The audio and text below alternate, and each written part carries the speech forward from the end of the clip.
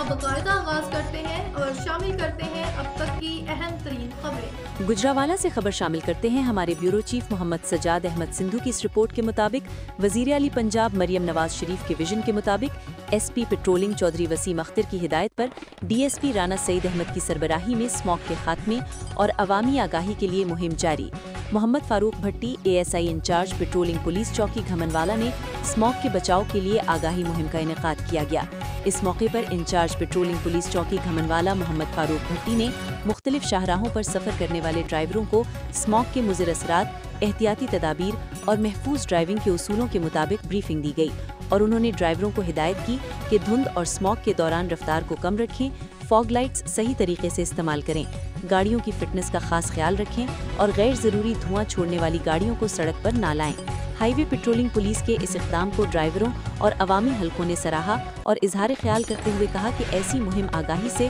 نہ صرف ٹریفک حادثات میں کمی آئے گی بلکہ اس اسموگ جیسے سنگین مسئلہ پر بھی قابو پانے میں مدد ملے گی۔